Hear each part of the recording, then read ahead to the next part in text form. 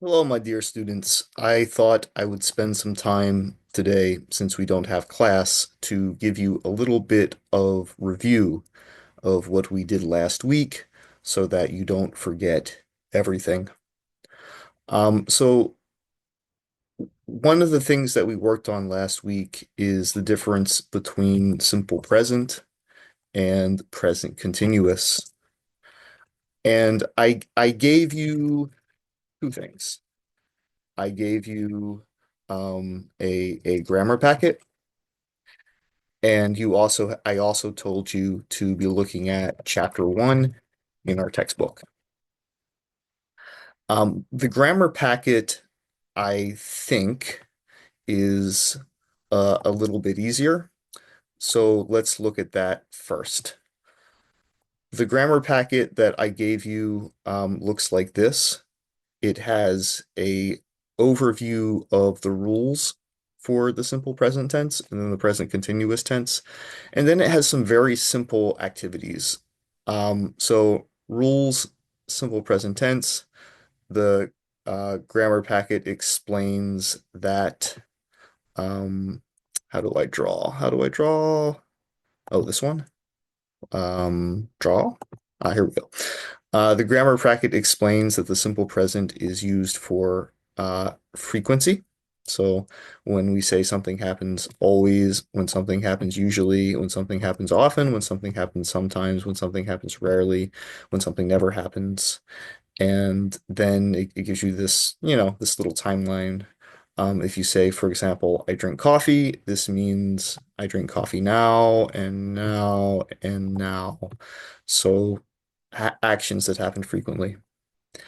It tells you that the simple present is used for facts about the world, scientific facts, things that are going to be true no matter what.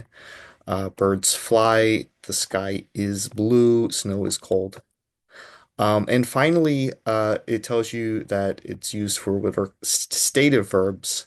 These are sometimes called non-progressive verbs. There's a list of these. Have, feel, like, love, know, agree, believe, and words that mean the same thing. There's a better list in your textbook. So frequency facts, stative verbs. We have here the different conjugations. So uh, statements I usually work on Mondays. Negative, pay attention. This takes the auxiliary. Don't, doesn't, don't. Yes, no questions. Do I work on Monday? Does he work on Monday? And finally, WH questions. Make sure that you review these conjugations if you don't know them. And then finally there is down, I believe I gave you this. Um, I believe I gave you down here. Uh, I didn't give you that. I gave you a series of sentences with places for you to practice. So it gives you a series of sentences starting with very simple and becoming more complicated. The point here is there is space for you to type your own sentences. So here they give you a very simple sentence.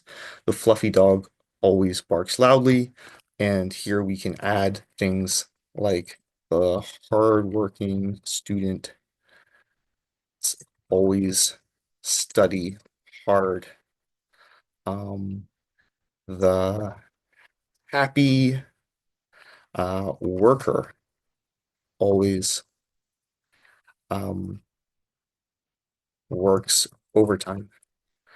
Um, So following the pattern of noun, verb, um, sorry, of adjective, noun, adverb, verb, it's simply a place for you to practice writing sentences according to this form.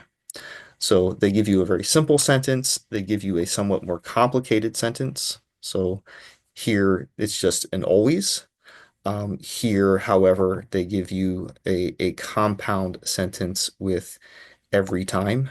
The red rooster crows every time the sun rises. Here they give you an example with when.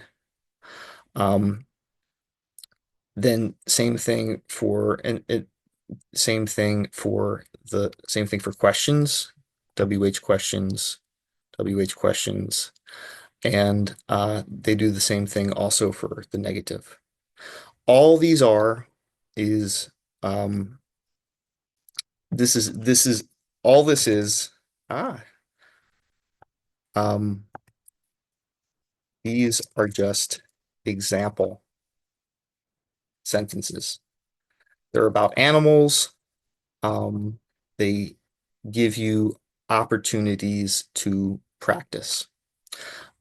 So I gave you this packet, and it has the simple present, and then it also has the same thing for the present progressive tense, has the rule present progressive is much simpler. Um, the present progressive, really, it's only one rule. It's what is happening right now. Again, gives you the conjugations, positive, negative, yes, no questions, WH questions, study those. And it gives you a series of example sentences, different kinds of example sentences that are declarative, example sentences that are questions. Um, and I gave you, in addition to that, um, for this one, you have this, sorry, for this one, you also have a paragraph which shows how this tense is used. So for this paragraph, it's a beautiful day at the beach. The sun is shining. The waves are breaking. Surfers are trying. Um, a girl with a boogie board is lying flat on her stomach. A school of dolphins is swimming. It's showing you how this tense is used. So this is the grammar packet that I gave. Um, Read it if you want to practice doing some example sentences, practice sentences using the template, that would be good too. The second thing that uh, you have for this is you have, um, let's see, you have you have chapter 1 in the grammar textbook. This is exactly the same thing. It has an explanation of the difference between simple present and the only problem with this grammar textbook is it's hard to write on the page. Ooh, what's this? Ah, okay, yeah, there we go. Um, it gives you a difference between shows you the difference between simple present and present progressive. Affirmative statements, negative statements, yes, no questions. This is good because this also gives short answers. Do they live in Mexico? Yes, they do. Yes, she does. It explains WH questions. It explains the rules. Okay, now how do er, I want to delete, delete. Okay, there we go. It explains the rules. It's the same thing. Um, this the grammar textbook explains it a little bit differently, um, but different chart again. Simple present for things that happen regularly, for facts that do not change. Present progressive for things that's happening right now. Um, and they here they describe um, they describe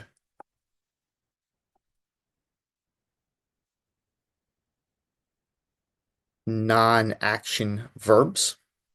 In the other thing, they call these stative verbs. But emotions, love, hate, remember, understand, have, own, need, want, hear, see, look, all of these are going to be in the simple present. Um, Once you understand that, there are some exercises which you can do from the textbook. You can do, I'm not going to assign specific ones. You can do whatever you want. This one is easy. It just asks you to underline the different verbs. So it asks you to go through, find the verbs, and underline them. So you are right.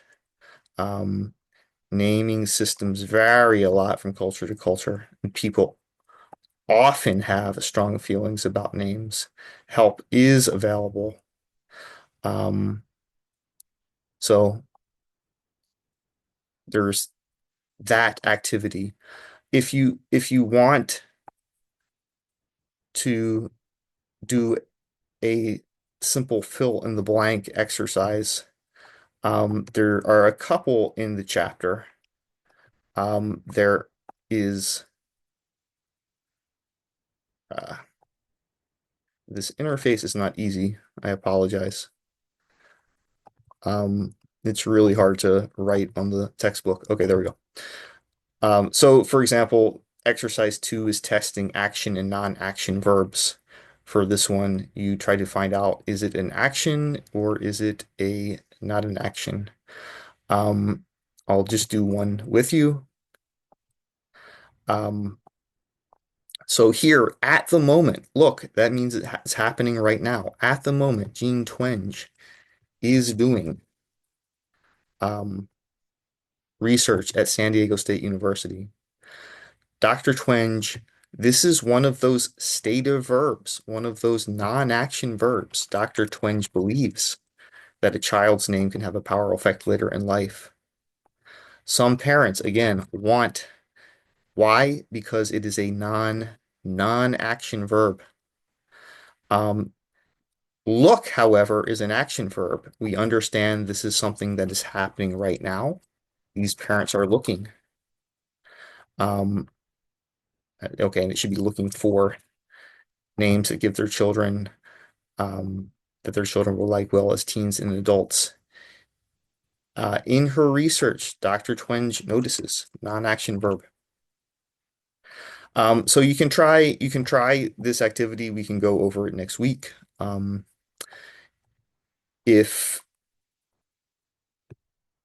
let's see, is this gonna? Yep. Okay. Stupid, stupid. I have to delete, delete, delete, delete, delete, delete, delete. All right.